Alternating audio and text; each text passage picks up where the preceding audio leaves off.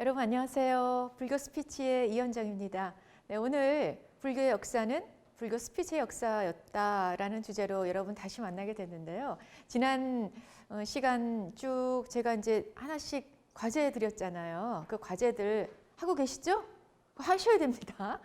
제가 이제 또 양해 말씀을 드리자면 저의 이 불교 스피치의 수업의 특징은 뭐냐면 함께 하는 겁니다. 그러니까 저 혼자 일방적으로 떠드는 게 아니라 제가 하면 또 여러분도 같이 해주고 또 여러분의 음성도 제가 들어보고 그리고 여러분이 어떻게 말씀하시는지 제가 듣고 모니터 해드리고 또 코칭도 해드리고 이제 그런 수업인데요. 이게 비대면이다 보니까 여러분을 직접 만나기가 좀 힘들고 그래서 제가 전면 좀 수정을 했습니다.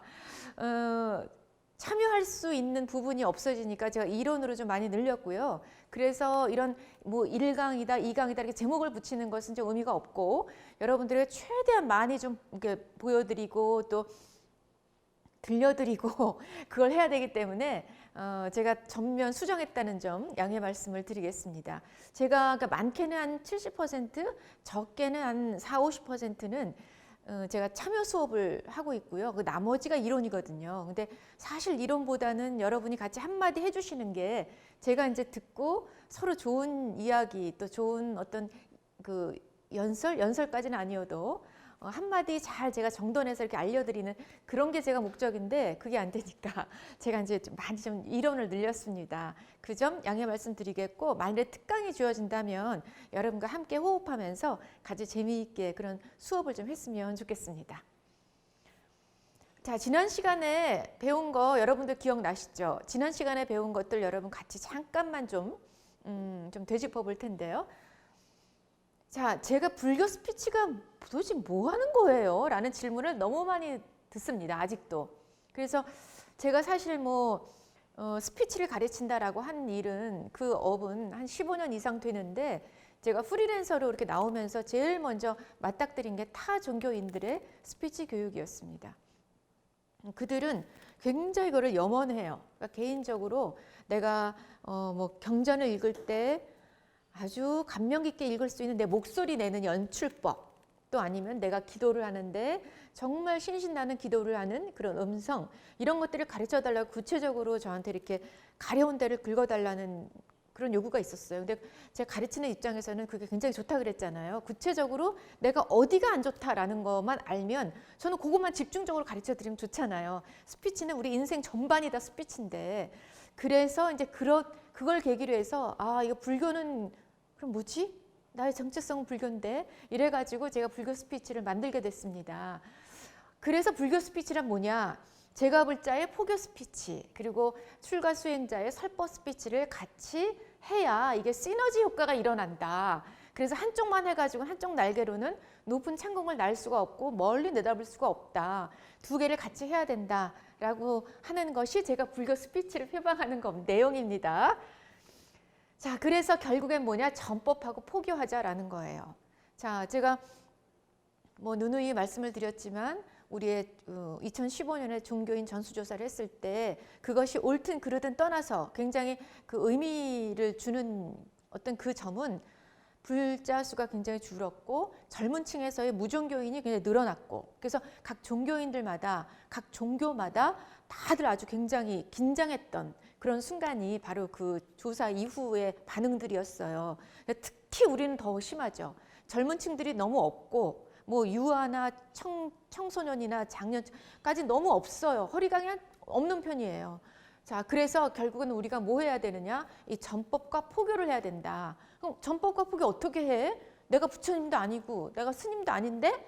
자, 너무 우리가 전법과 포교에 너무 등한시했기 때문에 이거 도대체 어떻게 해야 될지를 몰라 하는 이 막막함. 이것 때문에 저는 좀 선언을 하고 나섰다 그랬나? 네, 그런 좀 사명감에 제가 좀 나왔습니다. 자, 그래서 설법 스피치 스님들 제가 그러니까 종단에서 조계종에서 제가 승려 인증 교육으로 스님들 가르치고 있거든요. 자, 설법 스피치 시대에 맞는 언어 그리고 그 계층에 맞는 언어를 통한 이야기 스토리텔링을 엮어가는 방법 이런 걸 가르쳐 드립니다. 자, 그리고 포교 스피치는 제가불자나 포교사나 전법가들이 할 수 있는 그런 방법을 제가 노하우를 가르쳐 드려요. 직접 할 수 있게 내가 내 입을 통해서 직접 부처님 말씀을 전달할 수 있게 그 방법을 제가 가르쳐 드립니다. 그래서 이것은 누구의 밥그릇 싸움이 아니라 내가 오늘 법안정사에 갔는데 아니면 뭐 안심정사, 안심승신 불학원에 갔는데 내가 이런 말을 들었어.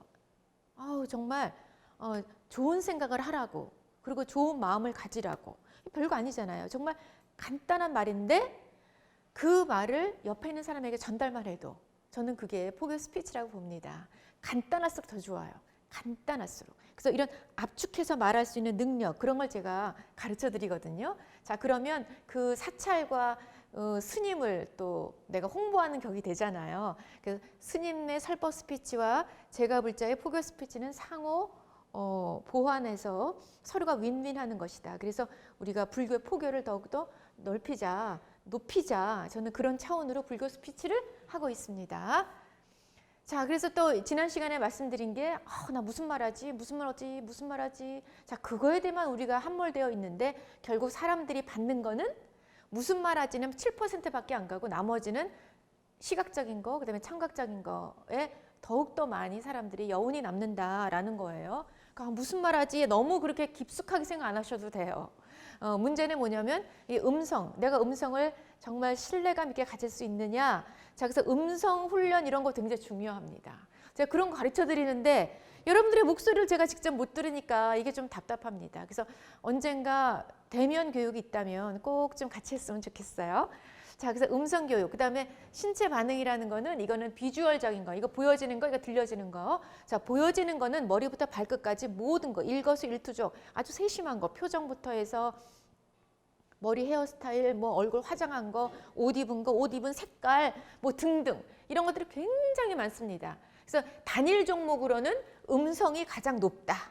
그래서 음성 표현을 이 모든 거에서 가장 먼저 해야 되고 가장 이 포션이 높다. 그래서 이것을 하는 것이 중요하다라는 겁니다. 자, 이것까지 제가 보여드렸어요. 그래서 비언어적 요소가 100% 중에 무려 93%나 이 비언어적 요소가 더 중요하다. 스피치를 배우는데 언어적 요소가 아니라 비언어적 요소가 더 중요하다라는 말씀을 드렸습니다. 자, 그래서 이 현대인들은 모두가 다 외로워요. 그리고 허탈해요. 돈이 있든 없든 떠나서. 돈이라는 거는 전부는 아니지만 굉장히 중요합니다. 살아갈 때. 돈이 없으면 너무 열등감, 그리고 자기 비하, 위축감, 자신감 상실 이런 것들이 오기 때문에 우리가 기본적인 어떤 그 부의 축적은 해야 된다고 부처님도 그러셨듯이 우리가 돈은 있어야 되겠죠. 자, 그 다음에 돈이 있든 없든 떠나서 정말 중요한 거, 인간의 어떤 그 마음을, 그 뻥 뚫린 마음을 해결해 줄 수 있는 거를 사람들은 끊임없이 찾고 있습니다. 그래서 상대가 간절히 원하는 것은 무엇이냐? 세상 사람들은 다 막내고 철부지다. 그래서 따뜻한 엄마 품 같은 그런 모성을 원하고요. 남녀노소 다 떠나서 이거는 모성을 원하고 감동받길 원해요. 인간은 누구나 본성적으로 그렇습니다. 자, 그래서 우리는 어떻게 해야 된다? 사람들에게 배려를 베풀어야 되고 친절을 베풀어야 된다라고 하는 거예요. 제 아무리 뭐 기가 막힌 불교 이론을 막 떠들어도 그래, 그럼 불교 참 깊지. 불교의 이론이라는 게 깊어. 많이 배웠어. 이러고 뒤돌아 나오는데 뭔가 허전해. 자, 그것은 그 2%가 부족하다는 게 굉장히 사람들한테는 굉장히 큰 거예요. 자, 그걸 뭘로 채울 것이냐. 인간의 따뜻함. 햇볕이 쫙 내리칠 때 어떤 그런 햇살을 딱 받는 그런 어떤 포근함. 이런 것들이거든요. 이런 것들을 누가 해결해 주느냐? 바로 불교가 해결해 준다. 자, 그럼 어떻게 해결해 주느냐? 친절함이에요. 친절함. 내가 나에게 친절함, 내가 상대방에게 친절함, 상대방이 나에게 친절함.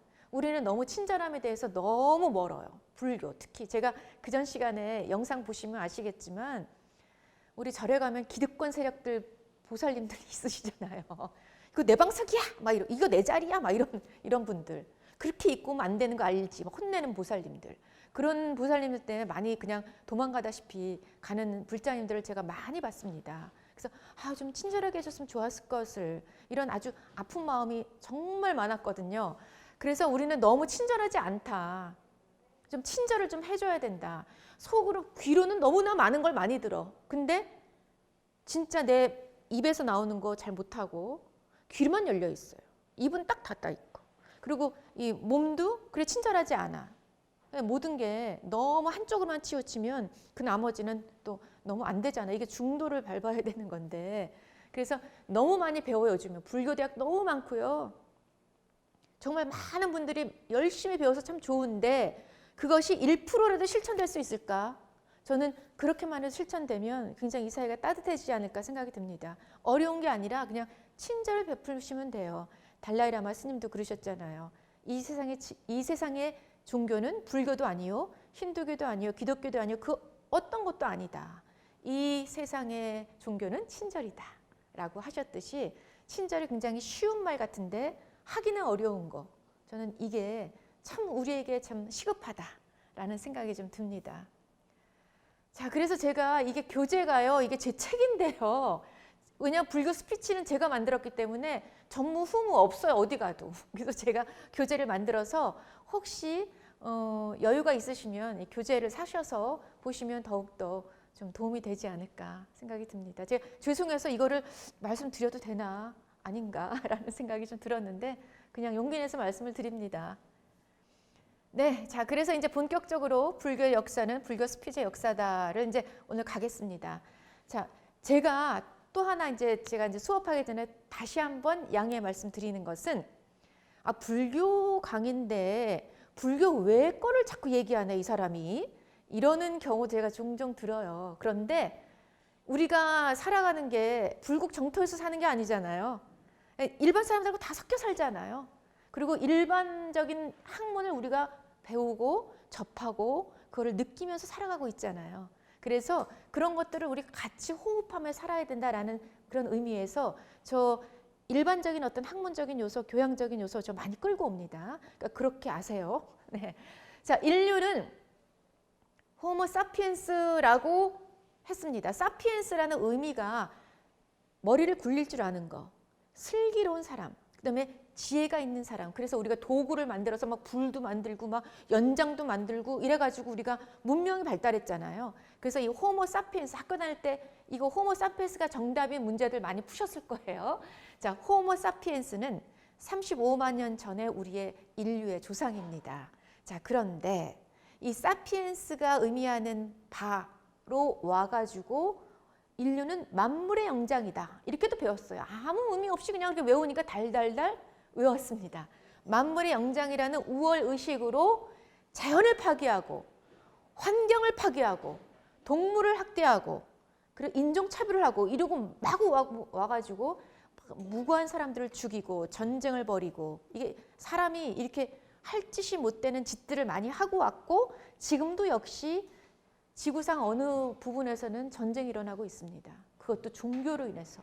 그래서 지혜가 있다라는 것이 이제는 이 시대는 20세기는 이제 끝났고요. 21세기에는 호모 사피엔스로 살면 안 돼요. 자, 이런 것 때문에 우리도 일제 치하에서 신음했었고 그다음에 산업혁명이라는 서양의 어떤 물질 문명이 들어와가지고 끊임없이 동양 사람들은 짓밟혔습니다. 동양의 어떤 좋은 그 숭고한 이런 정신이나 사상들이 아주 무지막지하게 짓밟혔죠. 이건 촌스러운 거야, 하찮은 거야 이렇게 왔는데 자 21세기는 이제 뒤바뀌어집니다. 이게 자 어떻게 뒤바뀌어지냐면 호모 엠파티쿠스로 바뀌어요. 뭐 호모자 들어가는 이름이 굉장히 많은데 저는 호모 엠파티쿠스 이게 공감하는 사람입니다. 공감하는 인간. 공감하지 않으면 이제 살아갈 수 없어요. 공감해야 돼요. 자 이래서 저는 동양이 이제는 서양을 앞지르고 뭐 누가 앞지르고 뒤지르고 이거 중요한 거 아닙니다만 우리가 많이 부각되지 못했고 우리의 그 좋은 사상과 정신이 이제 좀 떠올라야 진다. 21세기에 비로소 이제 좀 빛이 난다. 그런 의미를 말씀드리는 겁니다. 그런 의미에서 불심이 증장이 되고 안심법문. 사람들에게는 안심을 해줘야 돼요. 자 그리고 평화로운 마음이 되고 서로 공감하는 표현으로 적군도 없고 아군도 없이 그냥 같이 평화롭게 손잡고 살아가는 그런 세상.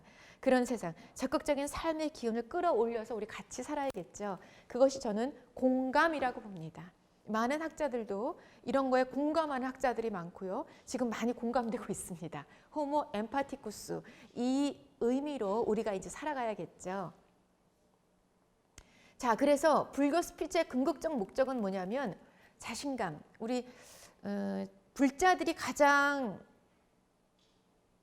필요로 한 거, 가장 약한 부분, 전 그것이 자신감, 용기, 그리고 뭐 선한 마음은 있으시겠지만 이걸 표현을 못해. 그 다음에 자신의 긍정적인 말습관, 진정성, 자신과 자꾸 만나는 훈련, 그리고 주변에 이걸 또 회양하는 어떤 이런 이 순환고리를 우리가 이제 일상생활에서 가져가야 돼요. 사실 제가 불교 스피치를 처음에 표방을 한 이유가 뭐냐면 제가 그랬거든요. 저는 이제 불교 집안에서 뼛속 깊이 불교인데 아주 뿌리 깊이 불교인데요. 저는 이 물고기가 그 물의 소중함을 모르듯이 불교 집안에서 태어나가지고 듣는 게 다 부처님 말씀이고 오시는 손님이 다 스님이시고 이랬거든요. 전 그게 싫었어요. 그냥 그게 싫었고 왜 그리고 학교를 가니까 다 종교가 기독교야. 그리고 또 친한 애들끼리는 교회 다니고 그래서 불교를 이렇게 조사할 때 자, 불교 집안 손들어 뭐 이런 거 뭐 호구조사 많이 하잖아요. 학교에서 어렸을 때부터. 그럴 때마다 불교 손들어 하는데 그 옛날에도 한두 명밖에 없었어요. 그러니까 몽땅 대부분이 다 교회 다니고 그러면서 그들끼리의 어떤 그런 울타리를 만들고 너무 친해지고 그게 너무 부러웠고 거기에 못 끼는 게 너무 열등감이 생기고 좀 그랬어요. 어렸을 때. 그래서 그 입을 닫고 내성적이니까 입도 안 열고 이게 계속 학창시절 내내 대학교까지 이게 이어졌었어요. 그래서 너는 종교가 뭐니? 이렇게 물어보면 그냥 집안이 불교야. 이렇게 싹 빠져나갔어요. 그 다음에 너 무슨 교회 나가니? 이렇게 그냥 대놓고 물어보거든요. 기독교인들은. 그래서 나 교회는 안 나가. 그럼 너 어디 나가? 그냥 나 집안이 불교야. 이러고 그냥 쑥 넘어갔거든요. 그래서 그거를 생각했을 때 제가 나는 왜 이렇게 비겁하지? 그런 생각도 했었어요. 그리고 뭔가 자신감이 없는 거예요. 내가 이 자신감이 없는 건 어디서 나오지? 쟤네들은 왜 자신감이 있지? 이게 아주 그 학창 시절 내내 화두였습니다. 거기다가 저는 공교롭게도 초등학교 빼고 중학교부터 대학교까지 다 미션 스쿨 나왔거든요. 아주 그것도 강력한 미션 스쿨. 거기다 그 교리를 안 하고 뭐 체프를 안 들어가면 점수를 안 주는 아주 굉장히 강력한 제도 하에 학교를 다녔어요.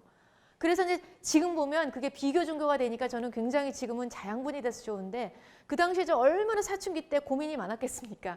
온통 고민이 이런 고민이었어요. 나는 왜 말을 못하지? 나는 왜 뭐가 불안하지? 왜 자신감이 없지? 저에 대한 자책과 반성에서 사실은 이게 나오게 됐습니다. 그래서 제가 이제 교리 공부를 열심히 하고 제가 불교 방송 다니면서 교리 공부를 해야만 하니까 하게 되고 스님들과 만나 직접 이야기를 하고 또 제일 좋은 건 뭐냐면요. 제가 인생에서 떨어져 보니까 바닥으로 추락해 보니까 그때 진정으로 부처님을 만나게 됐어요.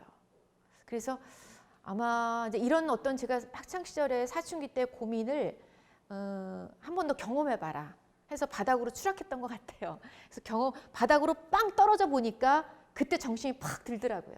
그래서 그때 부처님 만났고 진정으로 진짜 내 마음에 부처님 모셨을 때 그때가 저는 그때였고요. 그때 제가 자신감과 용기가 그때 생겼어요. 그래서 내가 그러면 이 숱한 어렸을 때부터의 내가 가지고 있던 이런 그 화두, 괴로움, 풀지 못한 어떤 숙제 이런 것들을 내가 불교 스피치를 하면서 내가 좀 회양해야겠다. 이런 마음에 제가 하게 됐습니다. 말이 길어졌네요. 자, 그래서 불자의 시야라는 건 뭐냐면 불교 따로 세상 나의 삶이 따로 제가 좀 그랬었거든요. 그래서 그럼에도 불구하고 저는 불교 방송에 다녔잖아요. 불교 아주 냄새가 풀풀 나는 그런 직업군에 있었는데도 불구하고 거기에 올인하지 않고 저는 항상 그 외곽에 있었거든요. 외곽에. 그래서 이제 불교 따로 세상 삶, 나의 삶이 따로였었습니다. 자, 그래서 이건 아니다라는 생각이 딱 들어가지고 이 자체가 불교의 베이스를 통해서 내 삶을 이끌어가자, 내 삶을 만들어가자, 이걸 가지고 내가 뿜어내자, 사회에. 그래야 된다. 불자는 그래야 된다라는 생각을 저는 하게 됐고요. 그걸 좀 깨닫게 됐습니다.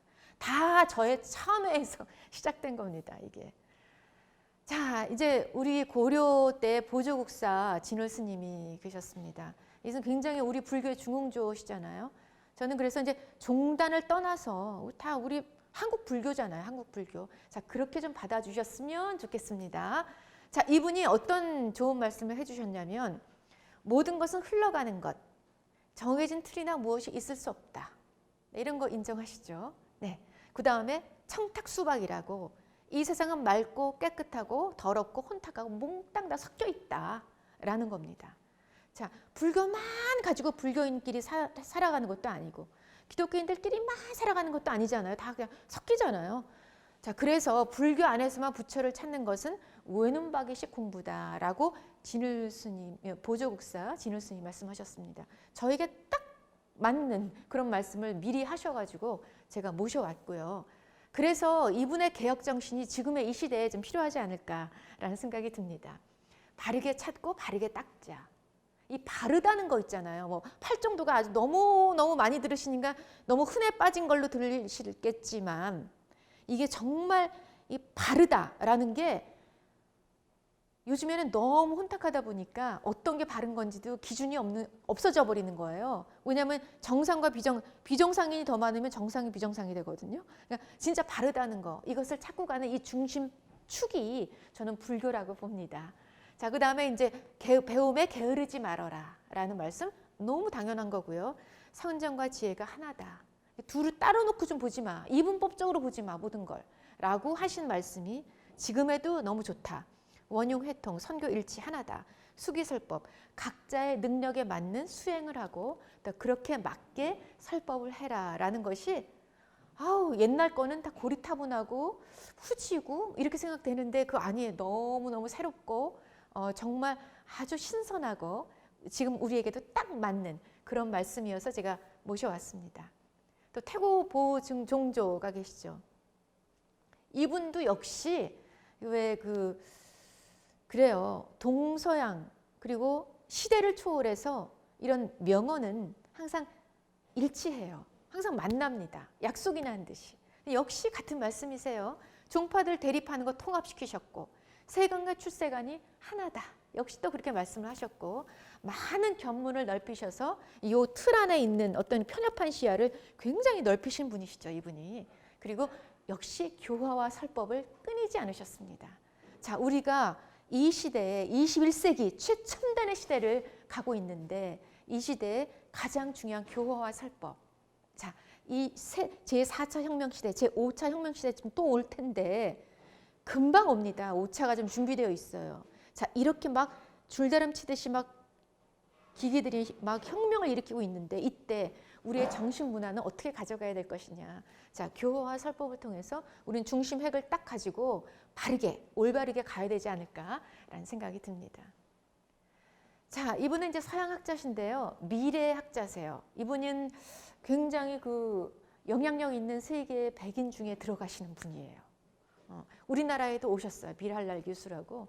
이분이 오신 지가 꽤 됐죠. 제가 사회 볼 때 이분 같이 모셔가지고 인터뷰를 했었거든요. 그래서 기억이 생생한데 이분이 그랬어요. 21세기는 드림 소사이어티다. 꿈과 희망과 동기부여 그리고 많은 어떤 비전 이런 것을 주는 시대다. 아무리 물건을 팔더라도 이분은 이제 주로 마케팅 이런 거에 초점을 두고 말씀하셨어요. 그 당시에. 그래서 더 이상 상품의 기능은 필요하지 않다. 그 상품에 감성을 넣어줘야 된다. 그들을 위로해줘라. 자, 이게 저는 21세기 소비자의 마음을 어떻게 가져가세요. 그래야 마케팅이 됩니다. 라는 의미로 하셨지만 저는 그래요. 막말로 얘기해서 종교도 우리 종교 뷔페식으로 있잖아요. 종교 백화점이잖아요. 나 어떤 종교 할까? 라고 고르잖아요. 자, 종교도 서비스 산업이라고 저는 사업이라고 보고요. 그 서비스 사업에서 어떻게 우리가 이거를 표출하고 홍보하고 이거를 상품을 내놓을 것이냐. 불교는 이렇습니다, 여러분. 자, 이렇게 말을 할 수 있느냐. 저는 똑같다고 봐요. 소비자의 이 불자들이 소비자잖아요. 감성을 지배해서 그들을 위로해줘라. 아까 모성애를 원한다, 사람들은. 그렇듯이 그들을 위로해주는 거. 아무리 똑똑한 이론들 다 가져가는 것도 중요하지만 마음을 위로받지 못하고 안심이 되지 않으면 거기 왜 나가? 거기 왜 나가? 난 안심받으러 가는 건데. 자, 그래서 이게 위로를 해줘라. 21세기는 어떤 분야든 그 사람을 위로해주고 꿈을 심어주고 비전을 주고 살아갈 용기를 주고 희망을 주고 빛을 줘야 된다라는 거예요. 자, 이 자체가 저는 종교가 아닐까, 이 자체가 불교가 아닐까 생각이 들고요. 이분은 감성 커뮤니케이션. 자, 21세기는 감성 커뮤니케이션. 제 앞에서 호모 엠파티쿠스, 공감해야 된다라는 거죠. 이 공감이 감성과 직결합니다. 그래서 이런 것들 감성 커뮤니케이션도 역시 연결이 돼서 이렇게 맞는다, 맞아서 연결이 된다라는 말씀을 드립니다. 자, 이제 부처님 시대로 가볼까요? 부처님과 인도 사회, 동아시아 문명권은 문자가 굉장히 신성시됐던 그런 곳입니다. 그래서 저는 동아시아 문명권이 서양 문명 이제 그래요. 뭐 우월감과 어떤 그 열등감의 어떤 그런 음과 양 이런 것들이 같이 가듯이 서양 사람들이 동양 사람을 짓밟고 그들을 그냥 뭐 하대하고 문명을 파괴하고 이랬다는 것은 동양 사상에 너무나 높았기 때문에 그래요. 그들의 열등감이라고 저는 봅니다.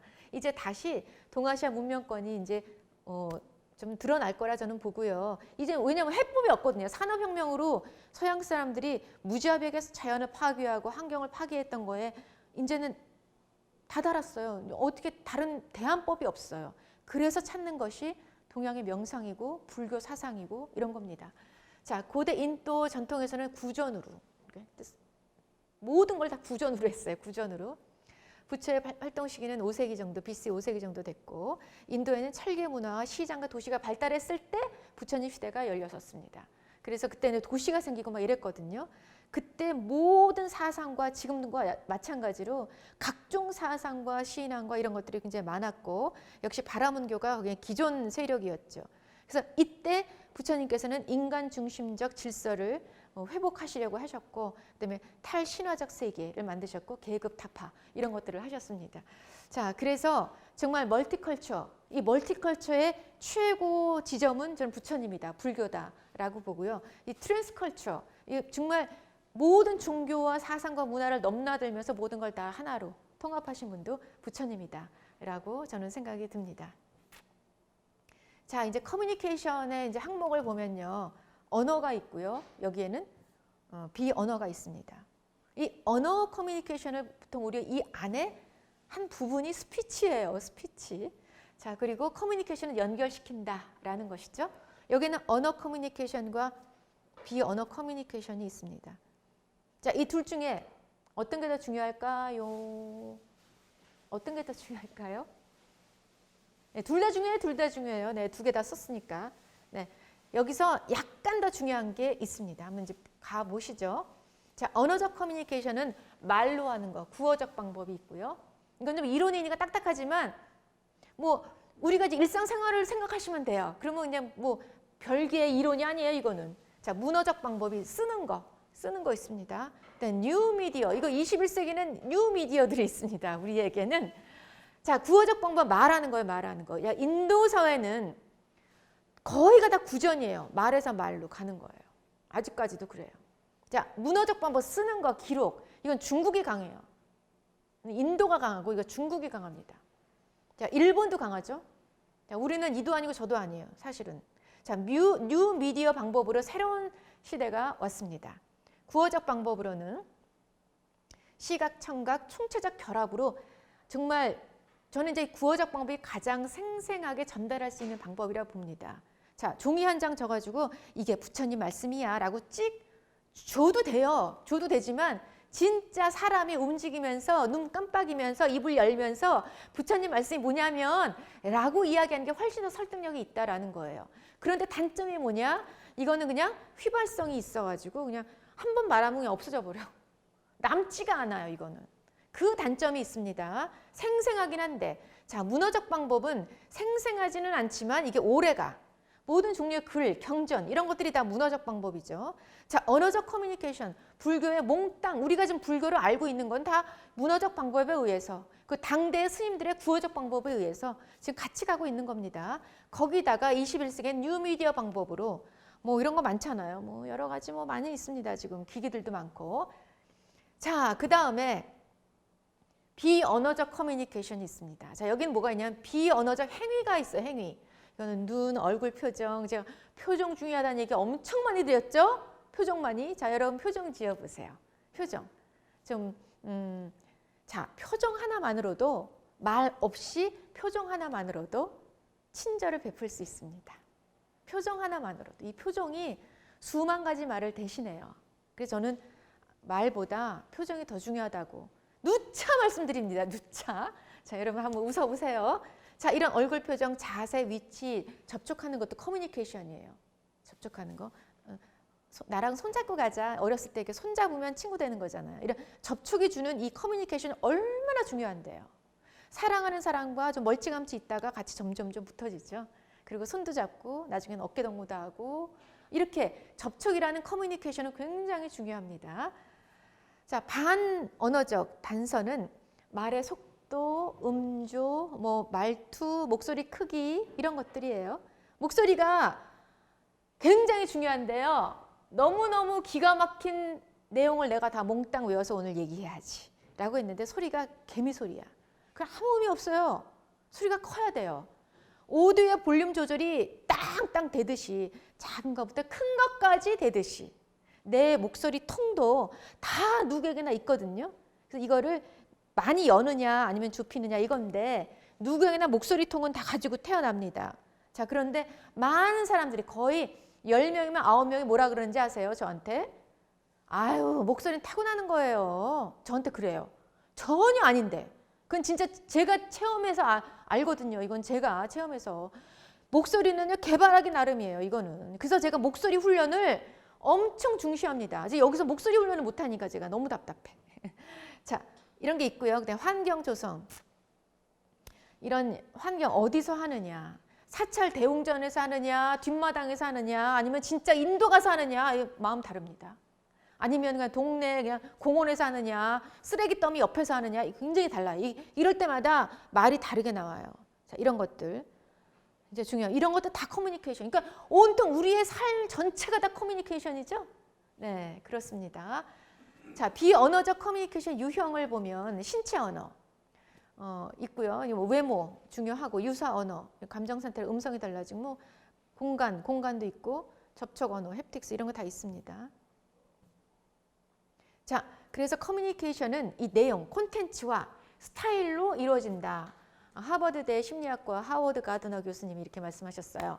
자, 그래서 이성지배 좌뇌 작용이 있고 감성지배 우뇌 작용이 있습니다.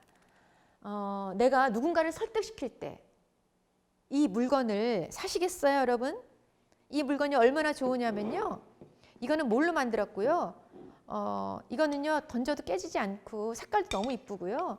진짜 너무너무 좋아요, 이거 진짜. 이러고 이제 이거에 대한 기능을 엄청 얘기하는 게 구시대적 광고죠. 자, 그리고 물론 홈쇼핑에서도 이렇게 지금 하고 있습니다. 이게 얼마나 좋냐면요. 막 이렇게 하면서 얘기를 합니다. 자, 그거를 보고 사는 사람과 그 사람이 나와서 하는 그 사람 자체의 어떤 분위기, 이미지, 어떤 말, 솜씨 이런 것들로 사느냐. 자, 이걸로 사겠어요? 결과를 이걸로 사겠어요? 이걸로 사겠어요? 이성 지배 좌뇌로 사겠어요? 뭐 둘 다 필요하지만 그래도 하나라도 더 이걸로 사겠어요? 어떤 걸로 사시겠어요? 만일에 결정을 내린다면? 대답을 안 하시네. 지금 한 20명 모였는데. 네. 자, 보면은요, 감성 지배 운의 작동으로 조금 더, 이게 더 활용을 합니다. 왜냐하면, 자, 이걸로 말씀드리겠습니다. 1번 모, 2번 모, 3번 모, 4번 모. 이렇게 훌륭해요, 여러분. 자, 이렇게 말을 했는데, 그래, 그거 진짜 좋네. 살만하겠네. 그랬는데, 그거를 말하는 네가 재수없다. 이러면 안 사는 거예요. 사람들이. 이게 얼마나 중요해요. 그래서 포교를 한다. 부처님 말씀을 전달한다라고 했을 때 부처님 말씀 그 좋은 말씀 전달하는데 네가 재수없어. 이러면 안 듣는 거예요. 불교가 멀어지는 거예요. 그래서 내가 내 인품과 성품을 개발하는 게 더 급선무라는 거예요. 어떻게 보면. 이론을 얘기하는 것보다.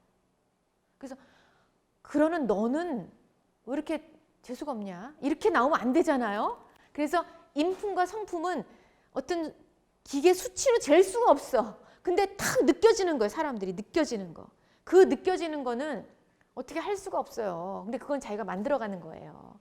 그래서 끊임없이 수행하고 부처님 말씀을 들어서 자기를 닦고 부처님 말씀과 내가 둘이 아니고 이걸 직접 내가 체험을 하고 이러라는 겁니다. 그렇게 체득이 되면 말할 때 이게 인품이 나오는 거죠. 이게 중요하다라는 겁니다. 네, 자 그래서 말을 잘 하려면 우리가 냉철한 머리, 이게 이성적인 거예요. 이게 또 없으면 안 돼. 교리 아무것도 모르고 그냥 기도만 해, 기도만. 옛날 사람들 정한수 떠놓고 막 달 보고 기도했듯이. 그게 또 불교는 아니잖아요. 네, 부처님 말씀이 얼마나 주옥 같은 말씀이 많은데, 자 그것도 배워야 됩니다. 당연히 배워야 되고 그 다음에 갖춰야 될 게 따뜻한 마음.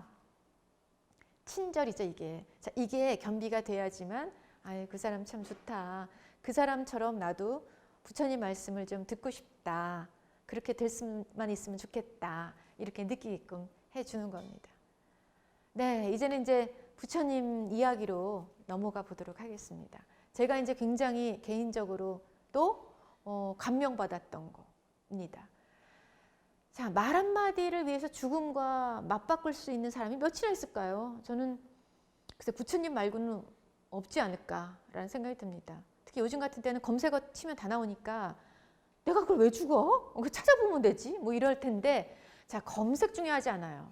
인터넷에요. 네이버 바보라는 그런 말도 있습니다. 인터넷에 있는 게 다 바른 것들은 아니에요. 다른 것들도 많고 틀린 것도 많아요. 그래서 검색이 중요한 게 아니라 우리는 정말 사색을 해야 돼요. 검색이 아닌 사색을 했으면 좋겠습니다. 자, 부처님의 전생이 담겨 있는 책들이 있죠. 분생담. 거기 보면은 500여 가지의 그런 무수하게 많은 부처님의 전생이 있습니다. 그 전생담 중에 설산동자로 있을 때의 이야기입니다. 뭐 다 아시겠지만 그래도 들어주세요. 자, 그래서 뭐 제석천이 이렇게 뭐 악마같이 이렇게 아수라같이 이렇게 변해가지고 변화하는 모든 것은 덧없나니 그것은 곧 나고 죽는 이치일세라고 얘기를 했어요. 그랬더니 그거 그 다음에 또 무슨 구절이 있는지 좀 가르쳐 달라고. 그러니까 아니야 내가 헛말이 나왔어. 내가 너무 배가 고파가지고 그냥 헛소리가 튀어나왔네. 나 몰라 이렇게 얘기를 했어요. 그랬더니 제발 배가 고프시면 제 몸을 들여서라도 할 테니까 그 다음 기절 좀 알려달라고 하면서 진짜?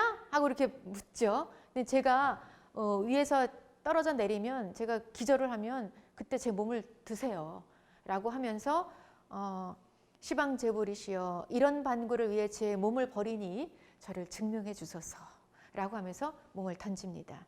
자 그럴 때 나고 죽음이 없어지면 고요하고 쉬어 즐거움을 누리리라 라는 말을 듣고 이 사람은 약속대로 몸을 던지죠. 자 그랬을 때 이제 이런 걸 좀 봤을 때 뭐 신화니 뭐니 이런 거 다 떠나서 저는 너무 감명받았어요. 과연 이럴 수가 있을까? 이 말 한마디를 위해서 죽음과 맞바꿀 수 있는 이런 부처님, 이런 전생의 어떤 이런 그 구도행이 있었기 때문에 부처가 되신 거죠. 그죠? 그래서 이제 이런 것들이 참 소중하다.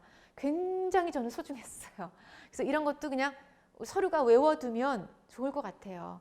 변화하는 모든 것은 덧없나니 그것은 곧 나고 죽는 이치일세.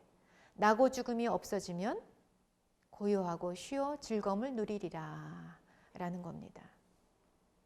네, 그 다음에 이제 또 후세에 전해지는 또 아름다운 이야기가 있습니다. 이거 굉장히 유명한 거죠. 이런 그 전세 석가 머리를 이렇게 풀어헤쳐서 이렇게 지뢰받고 연등불이 오시니까 머리를 이렇게 내려가지고 밟고 가세요. 이 진흙밭 너무 더러우니까 하는 이것은 너무 탱화로도 많고 불상 조각으로도 많고 굉장히 많이 있습니다.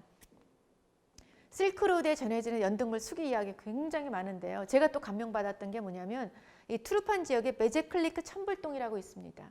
이건 지금 위구르 지역에서 서위구르 왕이 불자여가지고 이거를 어마어마하게 동굴을 지었는데 여기서 직접 그 왕도 금옷을 입고 여기 행차해서 기도를 직접 올렸다는 장소입니다. 지금은 많이 폐허가 되어 있지만 여기에 있는 이거를 다 서양 사람이 다 뛰어갔어요. 이 막 칼로 이렇게 쫙쫙 그어가지고 정말 칼로 그었다라는 상상을 할 때 좀 너무너무 마음이 아팠어요. 그래서 이거 또 세월이 오래되니까 이것도 많이 또 희석이 되는데 요즘에는 디지털로 복원을 합니다. 그래서 디지털로 복원한 색깔이에요.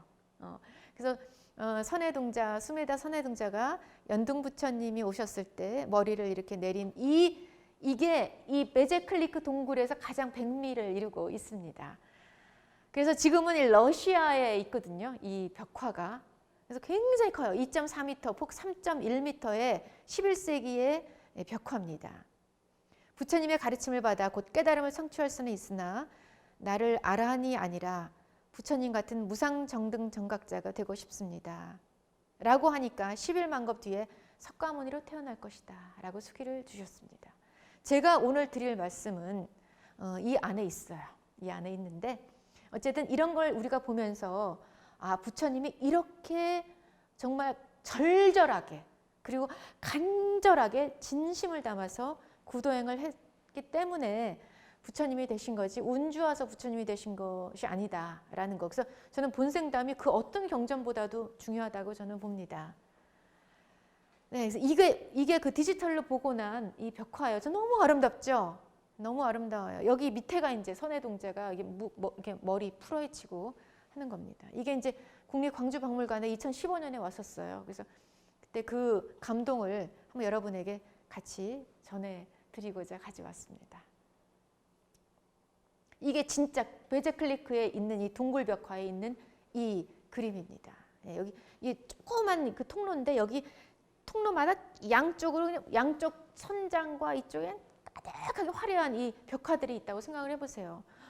가슴이 막 두근두근 떨려요 지금도.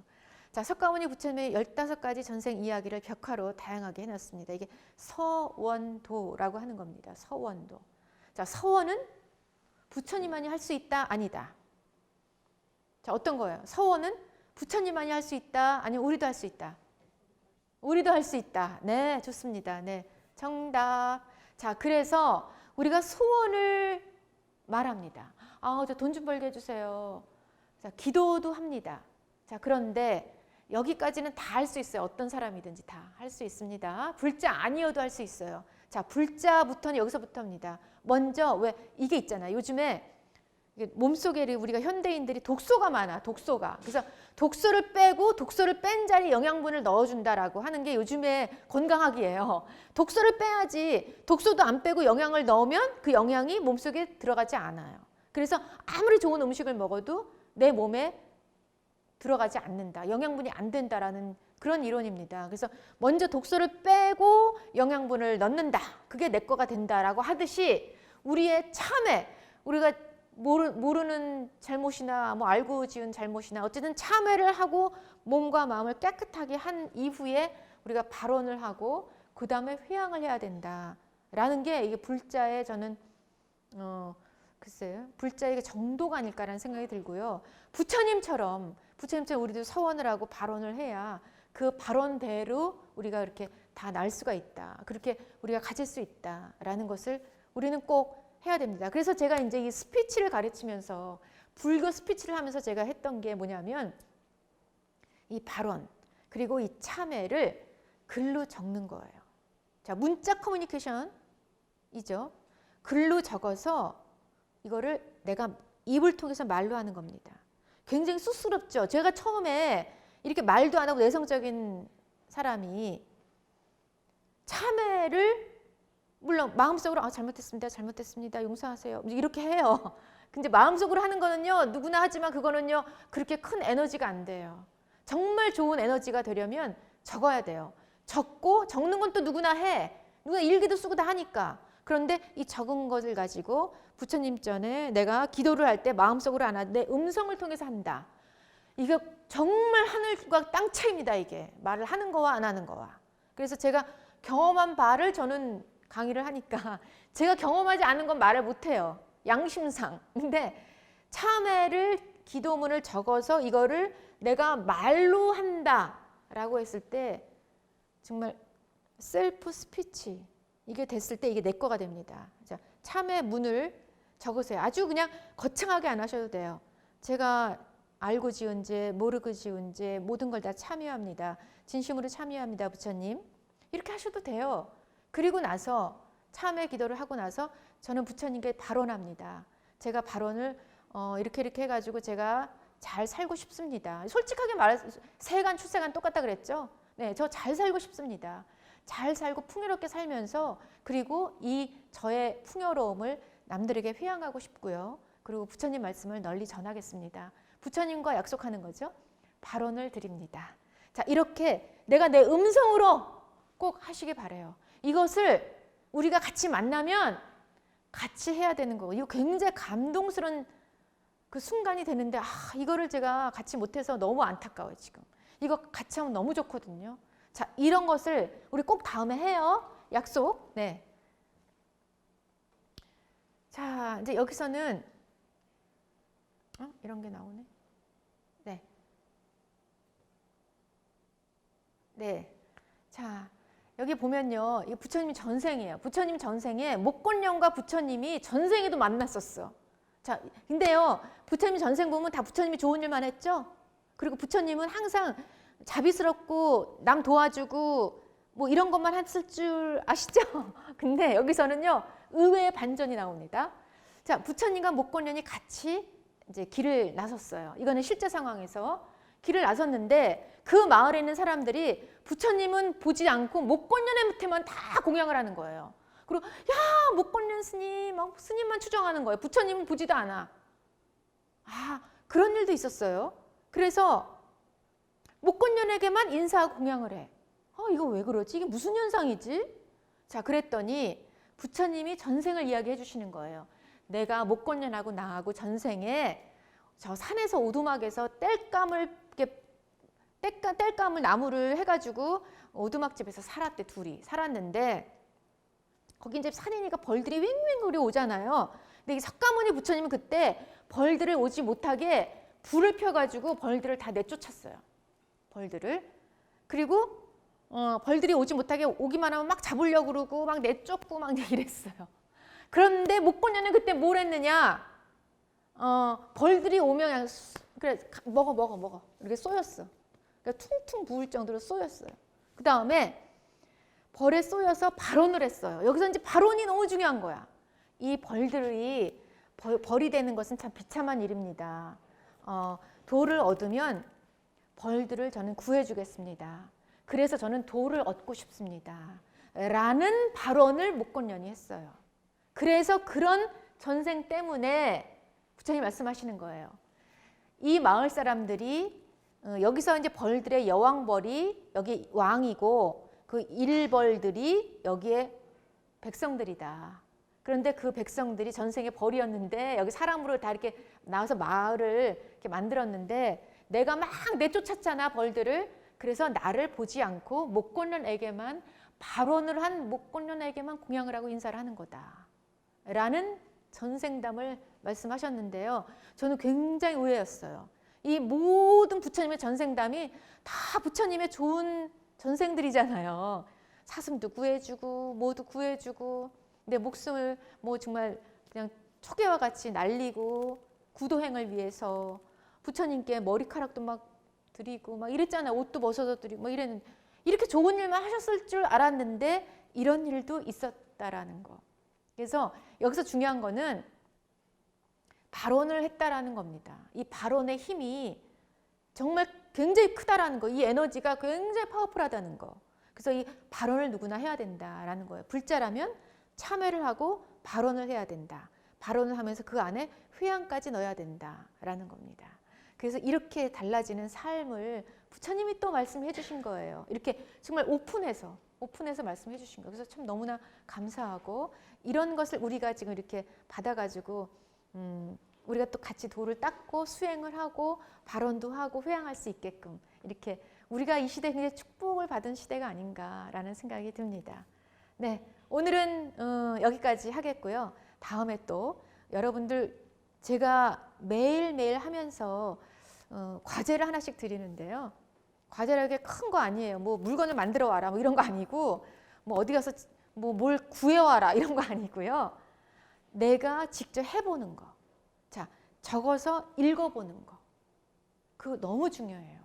근데 아유 내가 이 나이 돼가지고 뭘 내가 소리를 내서 또 읽어 좀 그렇잖아. 이렇게 하시면 안 돼요. 한 발짝 나가서 발전을 하려면 제가 해달라는 거 하셔야 발전이 됩니다. 이게 업그레이드 이게. 그렇지 않고 옛날에 과거 그 습관대로 그렇게 살면 하나도 발전되지 않아요. 네, 부처님 모르고 지은 죄, 알고 지은 죄 모두 다 참여합니다. 진심으로 참여합니다. 그리고 저는 도를 얻어서 이렇게 하고 싶습니다. 개인적인 발언을 하시고요. 이 모든 것을 다 회양해서 서로가 좋게 행복하게 살았으면 좋겠습니다. 이렇게 적거나 아니면 내가 육성을 통해서 하시거나 꼭 하시기 바라겠습니다. 그 과제 꼭 하시고 다음 시간에 또 뵙겠습니다. 감사합니다.